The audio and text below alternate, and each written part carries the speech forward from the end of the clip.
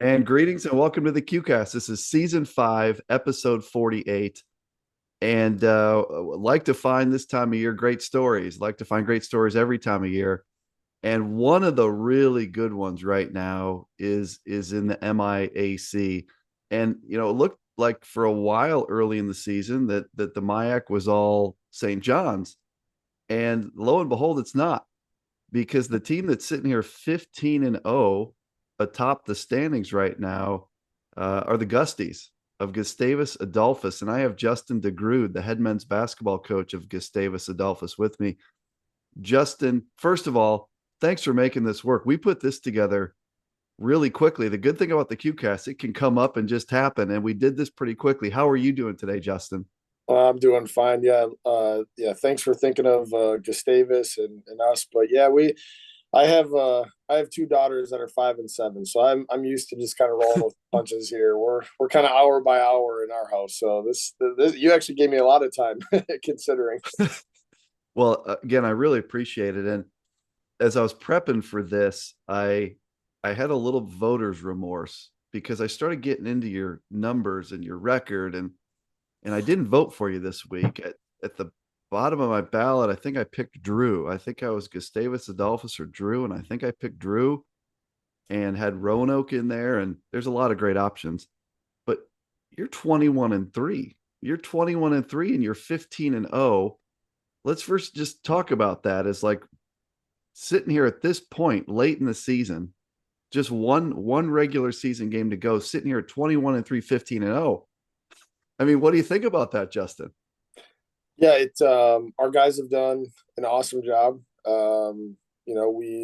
We worked hard to which was probably 2 years ago, a year ago for sure, to do the best that we could to put together a challenging non-conference schedule. And first game of the year, we lost to lacrosse, in a one possession game. And it's kind of funny to look back at that game right now. In the moment, we didn't really Sure. understand Yeah. uh, where lacrosse was. I mean, we knew they were going to be good for sure. And we got Eau Claire the next night, and we were able to play Platteville on the road, which was tough. Played a lot of the good ARC schools as well, and so for us, it really just has been, as the cliche goes, just one game at a time. And when you start your season off with a loss, I think that's especially an important mindset, Yeah. because this is a group for us that, although I feel like we probably weren't really highly regarded, and we didn't deserve that from a national level early in the year. This is we largely brought back the same group that we had last year that was able to win a MIAC playoff championship, and so I knew we certainly had a group that was hungry. I thought we had a group that was capable of some good things, but no game is played on paper, and we knew we had a really challenging non-conference schedule. We also know that the MIAC is very unforgiving as well, and so to be where we're at right now, we're really grateful to be where we're at. Our guys have worked really hard to just kind of live in the moment and be where our feet are at, and just kind of show up every day and bring a lot of competitive joy to what we're doing. And you're right, but when you look at the season, those three losses. So like when I just did my ballot, I had both lacrosse and Platteville in the top five. Mm. So like I had Platteville two. And for a lot of this year, I've had Platteville one, and then lacrosse. I think I now have four or five, and then the other one was at Dubuque, correct? At Yeah. Yep. Dubuque. I Yep. think one thing that nationally, in terms of like voters and exposure, I think the fact that the arc hasn't quite been to the outside what it was last year, and it, Right. it may be just as good. But last year, there was 4 or 5 teams in and out of the top 25. Yeah. This year, the arc has beat itself up so much. So I think some of your wins there, people don't know what to do with. People always don't do great with losses. Voters are terrible processing losses. And the fact that they were both early, Lacrosse and Platteville, that probably put you in a hole that was hard to come back from in terms of external eyes. Mhm. So anyway, none of that matters. It actually zero of that matters. Do you follow the NPI stuff, Justin? Like, do you follow the stuff on D3 Datacast with where you guys stack up in the NPI? I'm certainly aware, and certainly had to be somewhat aware. Just as as a head coach, there's a lot of conversation about it before the season even starts, and how that goes into how maybe you want to schedule and those things. I have I have tried really, really hard this year not to really buy into it. And in large part, there's nothing we can do about it now. Right, right. Right, we can't fix it. The only thing we can do is just try to be as competitive as we can, game in and game out. Um, but I'm not naive to the fact that obviously the St. John's was a big one for us. Oh yeah.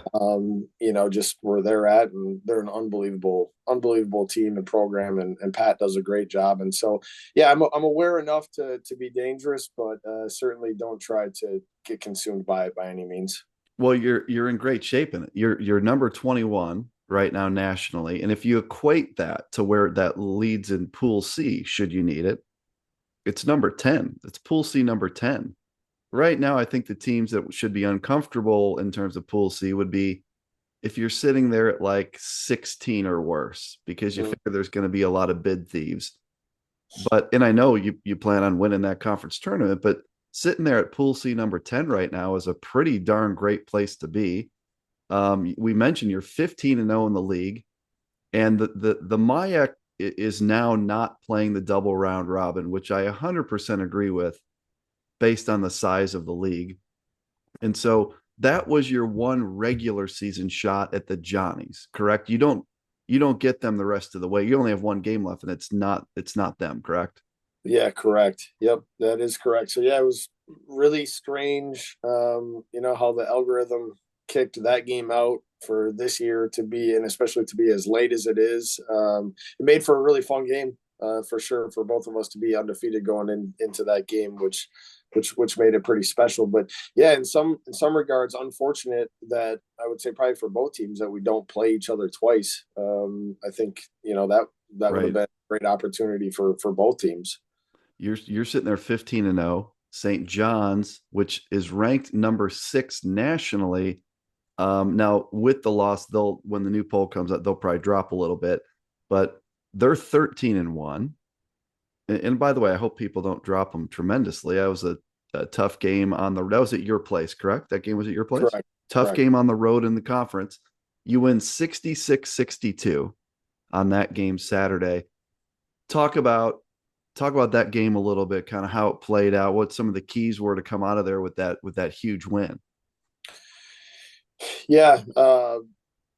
Great atmosphere. First of all, I think it was 2,500 people or something like that at the game. It was just a fun game, senior day for our group, which is always a special game, and it just so happens that our last Saturday game is that Johnny game.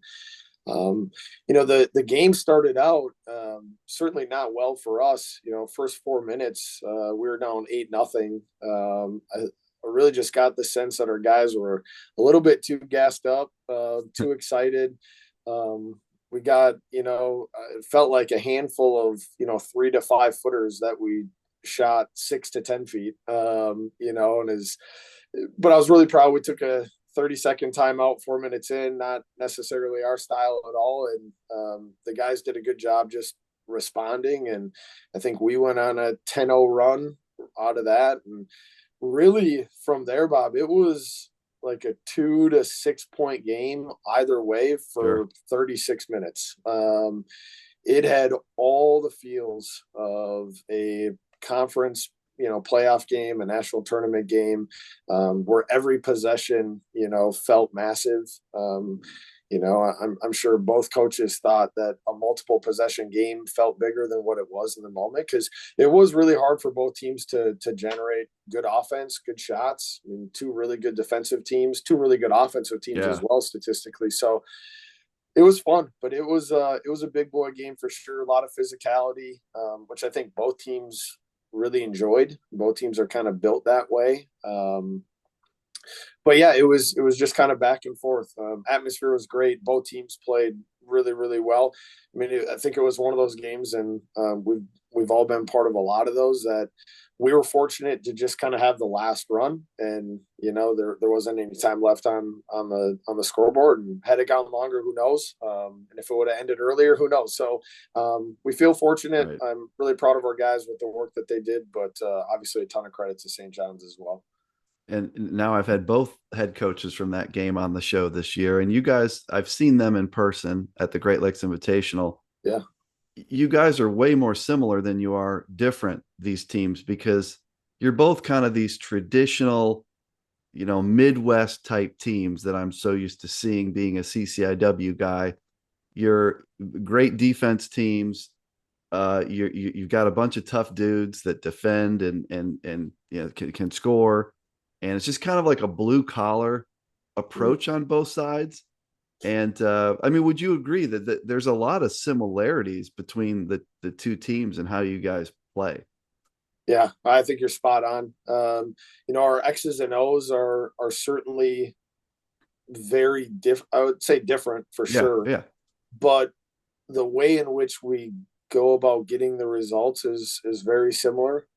Yeah, the blue collar mentality, toughness, like the toughness meter was off the charts for both teams on Saturday, and I would say it typically is.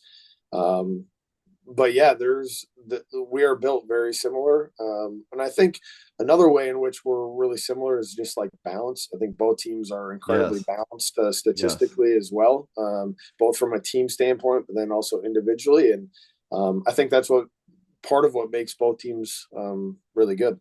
That's right where I was going next is the balance. I remember way back like 2004 5 when Illinois Wesleyan was meeting Hanover in the tournament 2 years in a row and in the regular season. I remember the Hanover team under Coach Beitzel. Everyone averaged like 10 points.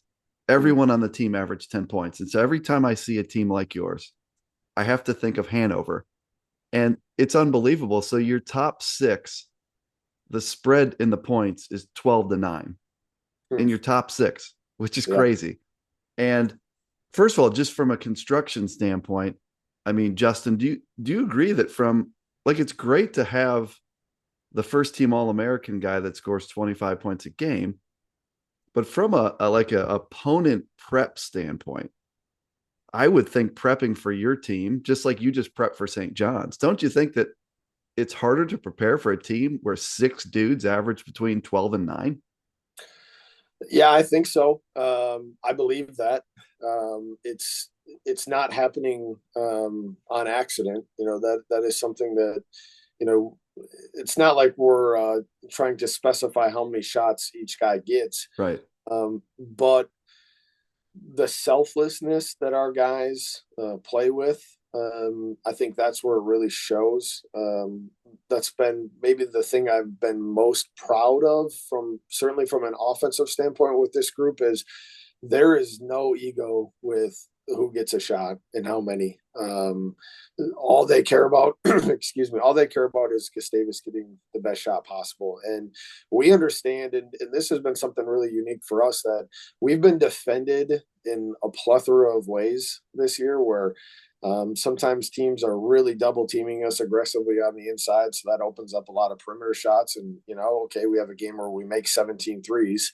Then we play a different game where they're just kind of letting us play one-on-one on the inside. So maybe we only get 10 threes off in a game attempts, right? So Right. our guys have really bought into that, which has been great. And for me personally, I learned a lot of that kind of mindset mentality from, who I played for and I worked for, Coach Hansen, when I was here playing at Gustavus from 03 to 07, like our best teams, and we had some dudes that they could score 30, but our best teams were very similar to kind of how we are right now with the scoring. And another one that comes to mind that I've always kind of learned from is Coach Tower at St. Thomas when Yeah. they were in the MIAC for all those years. It was like they probably could have had four guys that could have won conference MVP, but it seemed like they never did because their leading scorer only averaged 11 points a game. Yeah. Yeah. And so I've always just kind of been drawn to that. It's the style that I would like to play in. And it's just kind of the kind of guy that I also want to recruit here to Gustavus. Yeah. It's a great way to put it. And you're right, though. like individual awards, those kids do end up falling behind, unfortunately, on teams like that because unfortunately everyone's looking at the numbers. And Yeah. not everyone. I know like the D3hoops.com guys do a really nice job with the All America team, and they're looking beyond numbers. But a guy that's averaging 22 points looks different than a guy that's averaging 12, even if it's the same guy, just in a little different offense. Um, let's talk about your guys just a little bit. Um, in no particular order, Wyatt Olson, 11 points, 7 rebounds, 2 assists. He's shooting 56% from the field. He's a 6'6", fifth-year guy, a forward. Talk a little bit about Wyatt Olson. Yeah, Wyatt is so what's fun about Wyatt is he's a hometown kid. So he's a St. Peter boy, and I've been at Gustavus for what 12 years. And so, I've known Wyatt since he was about 11 years old, 10, 11 years old. And St. Peter's a smaller community. And so you kind of know of everybody. And we didn't get Wyatt out of high school. Went Division II to Bemidji State and was there a couple of years, and was, I think, just really in a position where he certainly wasn't playing there, and wanted to just have a playing role somewhere. And we've had him for 2.5 years. He came at a semester of kind of what would be his sophomore year, and Wyatt is probably the word I always use for him. He's just a connector.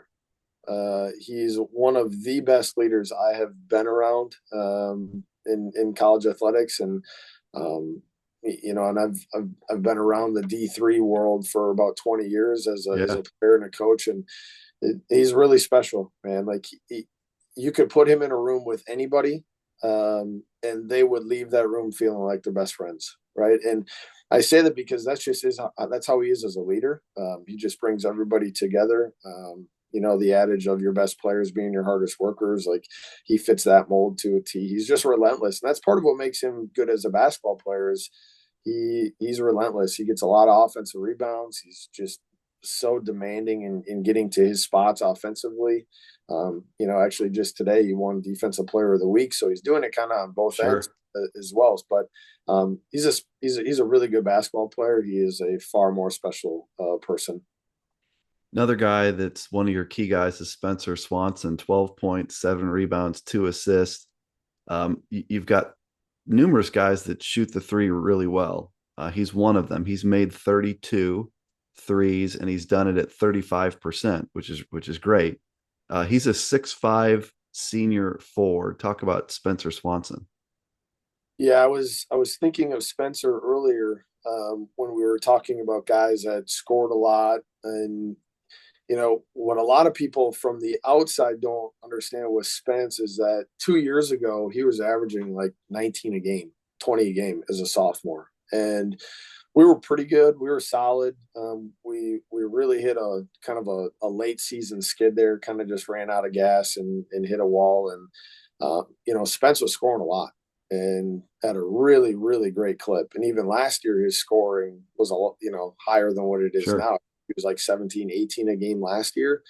Um, the selflessness that he has played with this year is remarkable. And he understands and has understood in the evolution of him knowing how he can make us better by sharing the ball. He attracts so much attention because he can do a little bit of everything. To your point, he can shoot the three. He posts up extremely well. I mean, he is a well-built kid. Has kind of like a little baby fade in his arsenal, and so he can play all over. And in our style, we play everybody kind of all over the place. And so, with the amount of attention he attracts, he makes everybody else better, even when he's not shooting. And that growth from him has been tremendous. We would not be the team that we are right now without that growth and selflessness of him. But he's a tough matchup. He's 6'5" and 210 pounds, and I think he's in the weight room about 3 hours a day. And he's kind of he's obsessed with his craft, which has been great for us. And he's been a big reason that our culture has shifted over the last handful of years for sure. Yeah, definitely a really versatile kid, and you've got a few of those across the lineup. Guys that can score inside, they can shoot the three. One of your guards is Miles Barnett, a 6'1" sophomore, 11 points, 3 rebounds, 2 assists. Unless I wrote this down, can it be correct? Is he shooting 63%? Is it? He is. I mean, Yeah. I look Correct. like you don't see a 6'1" guard averaging 63% from the field. So talk a little bit about Miles Barnett.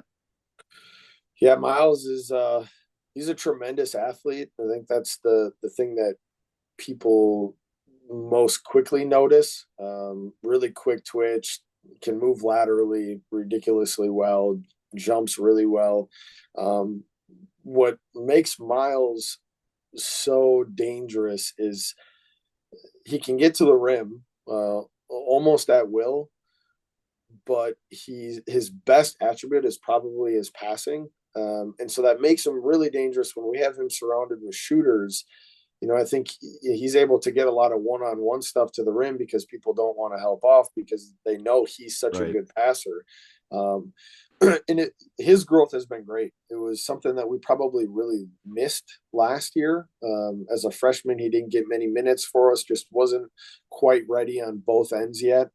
Um, I think for him, I haven't seen a better perimeter defender all year this year than what I see with him. And I'll admit I'm biased for sure, but um, he's a difference maker on the defensive end, and that doesn't show up in his field goal percentage. But part of what he does on offense is kind of just he's a catalyst. I hear a lot of people around campus and who watch us think, as soon as Miles checks into the game, we know something's going to happen.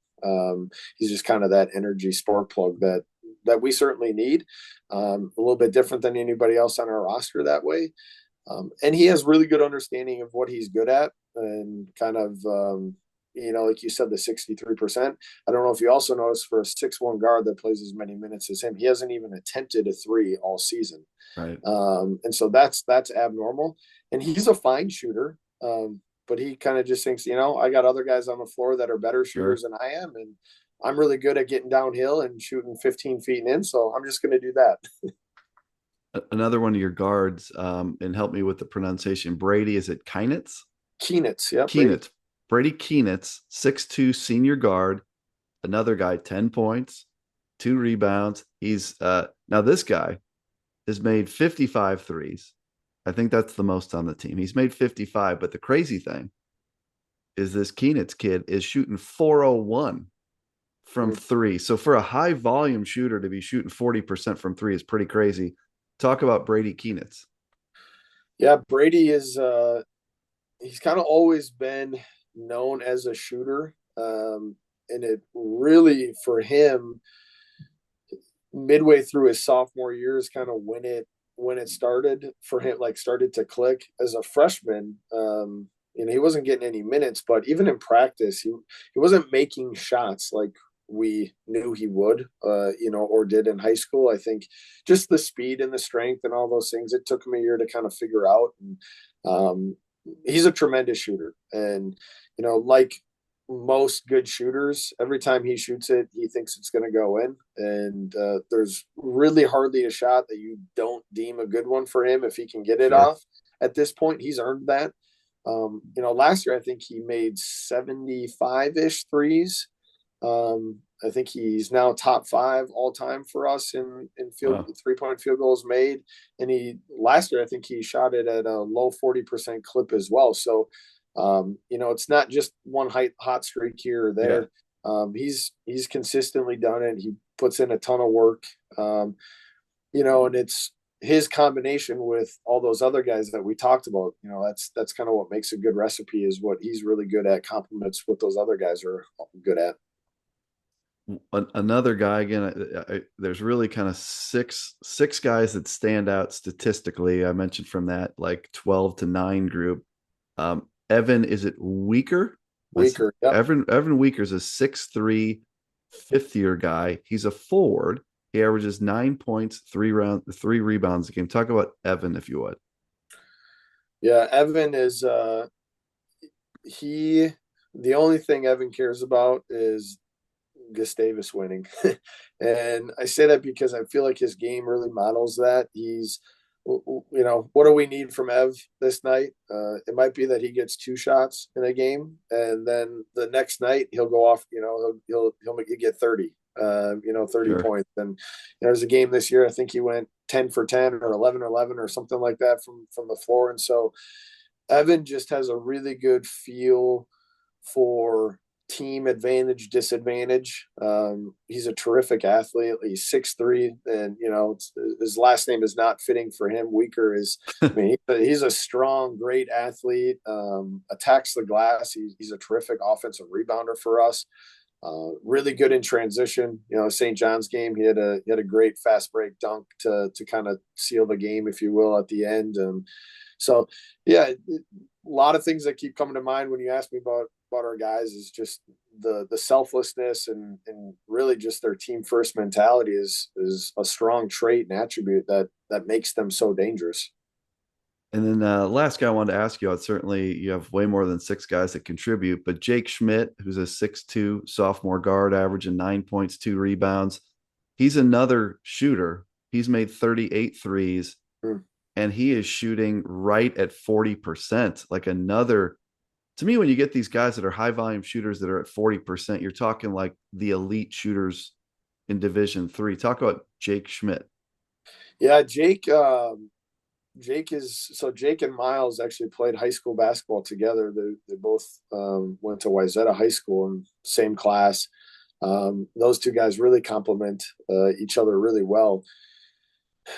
Jake just has a terrific knack for understanding how to score. I think Brady is probably seen more as like, and the percentages would indicate like most of his shots are threes, where Jake is a terrific 3-point shooter. And I think that's certainly and rightfully so. The first thing people think of is his ability to shoot it from deep, but he's really figured out, I would say fairly quickly, in the whole scheme of things, like how to be really effective off the bounce and use his body well.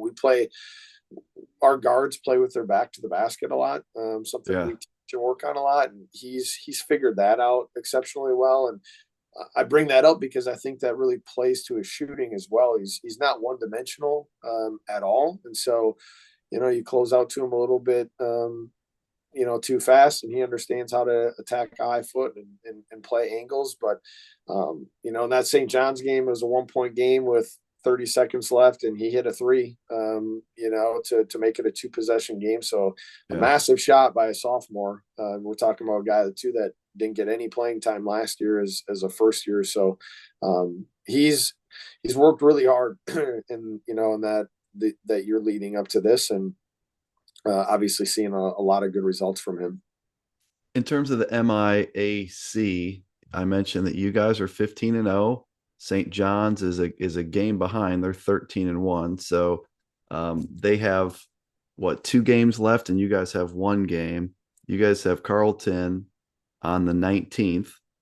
And when you look at the league here in this post St. Thomas era, I think what strikes me, Justin, is the number of teams that have now been in the mix and contention post St. Thomas.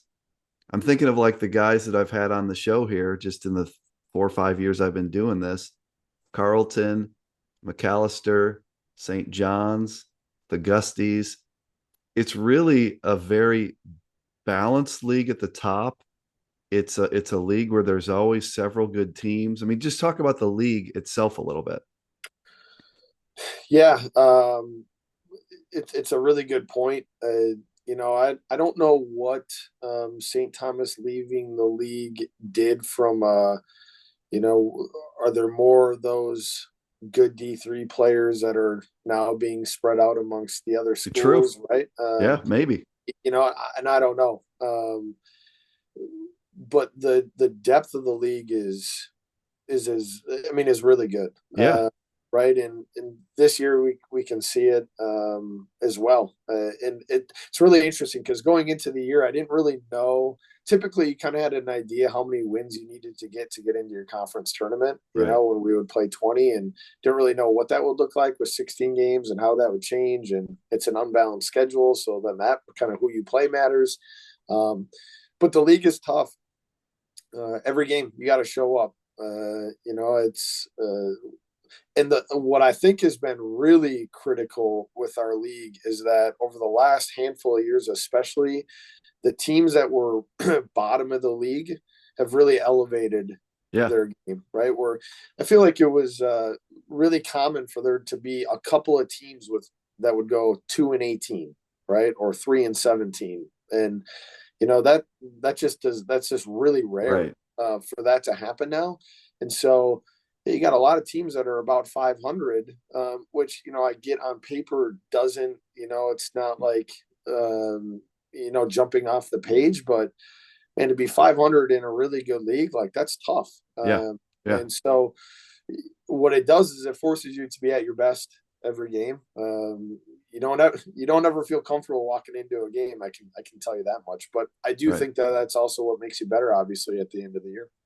Yeah, and you're right. Like if the depth of the middle and the bottom of the league is really what separates the great ones. If you look at like the WIAC, the the worst team in the WIAC is usually a pretty darn good team. Or like if you look Yes. at the UAA, I guess that's Rochester this year, and they would do well in a whole bunch of leagues. And so, yeah, that's kind of where the strength is. Um, I'm curious, the tiebreaker where you don't play St. John's twice. Have you guys clinched the hosting because you beat St. John's? Because the worst you can do is 15-1. The best they can do is 15-1, right? Have you clinched the hosting?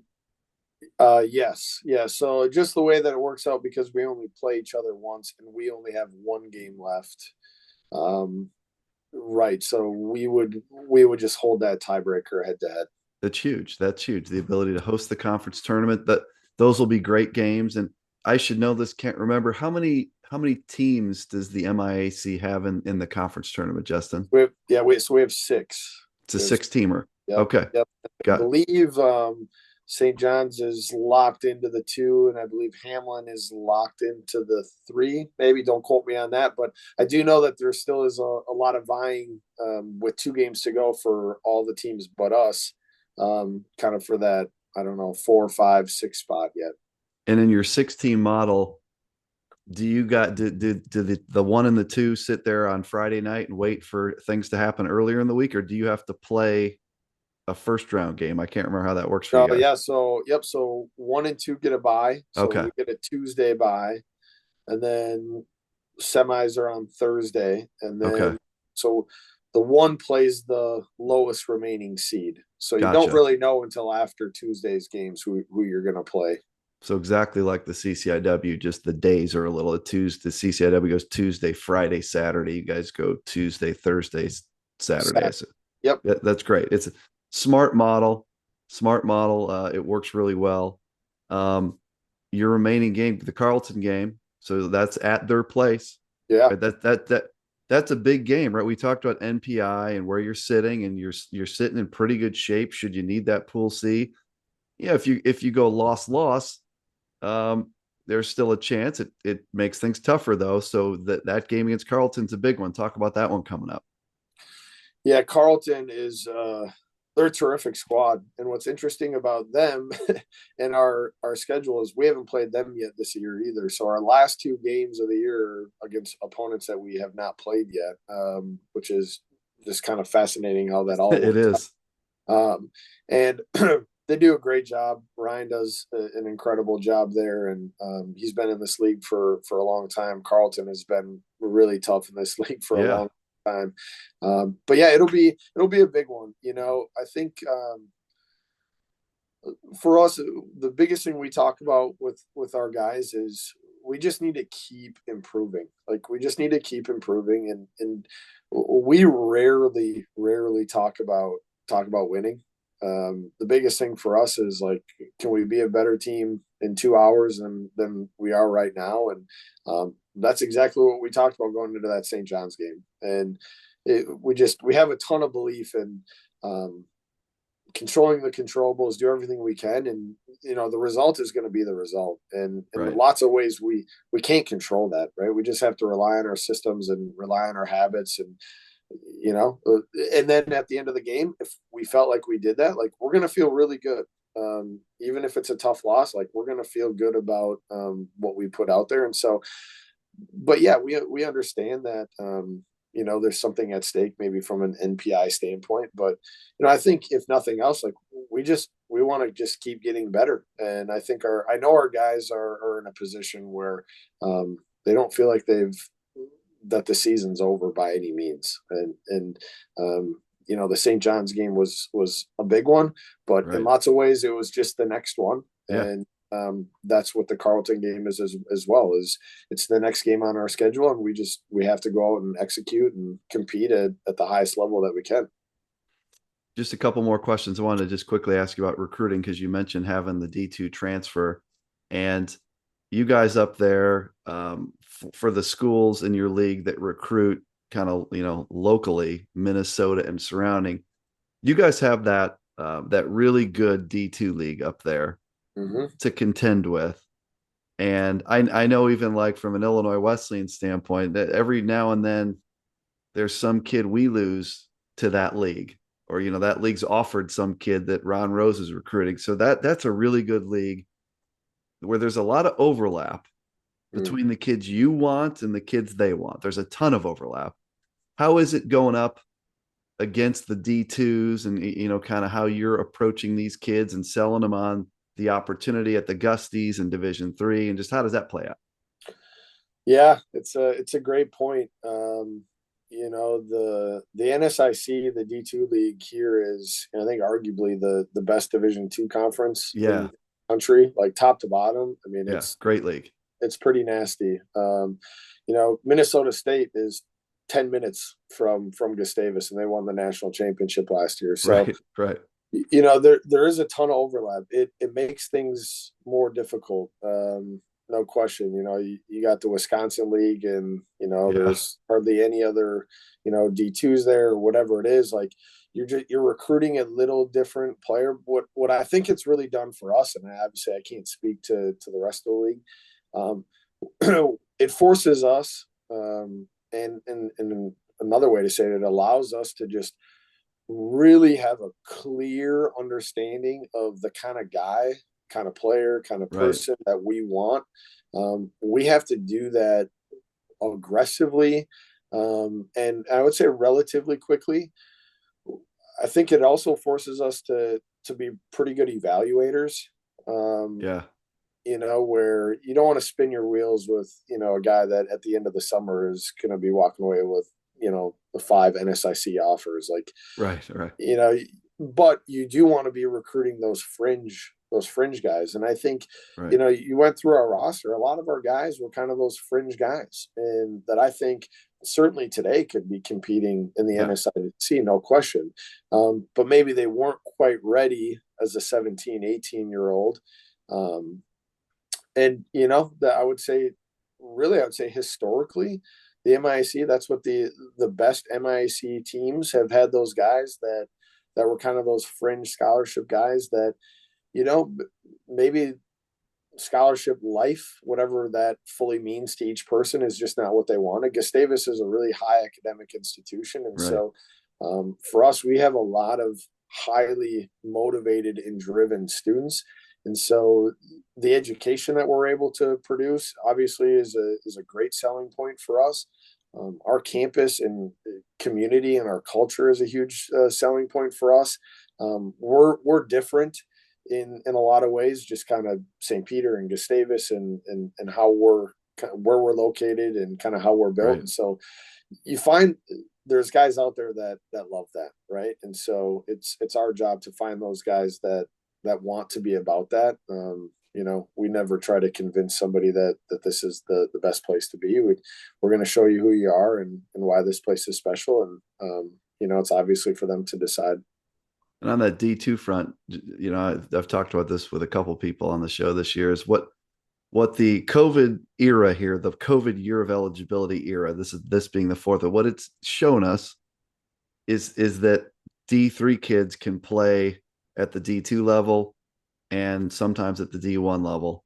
And, like Illinois Wesleyan's had 5 kids now go for a 5th year, go start at a D2, including a kid who's starting at like the number 9 D2 right now, Missouri S&T. And it's like, these are the things you're a D3 guy. You mentioned you've been in D3 forever. I'm a D3 guy. We've been kind of screaming this, like these kids can play at, a lot of them can play at a good D2. And the one thing about the last 4 years is it's right there now. If you look Yeah. at at the D1 level, Miles Barnstable from Whitewater, what he's doing at St. Thomas, and what Brody Fox is doing at Citadel, what Elise Knutson's doing at Illinois State. So yeah, we don't. Yeah, the Barnstable kid. It's funny you brought him up because we played them. We played them.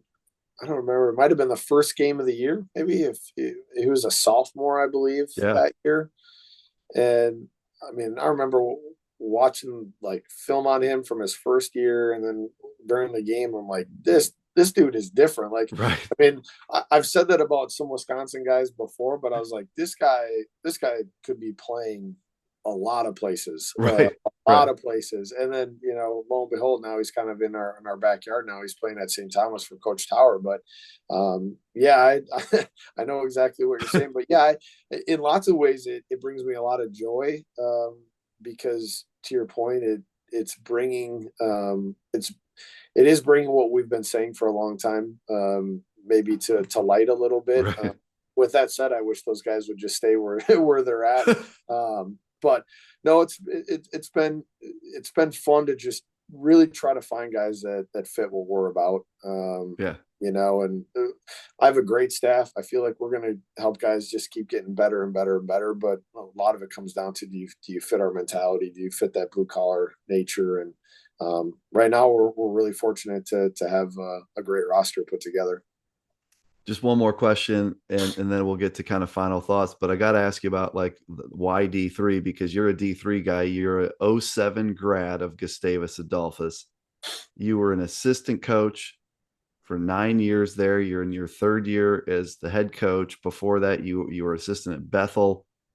What is it? So, Justin, you've made a career here. You've stayed around Division III. What is it about Division III level that you enjoy so much? I just feel like whatever your buckets are in your life, I feel like you're allowed to continuously fill those at the Division III level. And I think for every kid, it's a little bit different, what those buckets are, whatever it is that kind of makes them tick, and that kind of holistic approach to life. That's very much me. I graduated from Gustavus, and part of the reason why I like kind of just chose Gustavus and fell in love with Gustavus is I wanted a place where I was going to be challenged academically.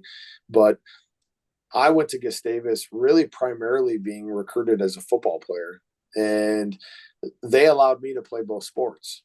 And so I started Sure. my career off playing football and basketball, and I was a better football player than I was a basketball player. But I kind of just fell in love with the program and the guys and all of that. And so, like that alone, like that for me is what filling my bucket was. Like I wanted to play both sports. I wanted the academic challenge. I Sure. wanted the true college campus vibe. That's what Gustavus is. Like we're a college town, man. Like so, it filled all those buckets for me. And so, I just feel really, really grateful for all the things that Gustavus gave to me when I was 18 to 22 years old, trying to figure life out. And so I fell in love with it even more. And when I left, graduated and I wanted to get back into coaching, like I kind of just thought about what was still kind of filling my buckets and what brought me peace and happiness. And I was in the corporate world and,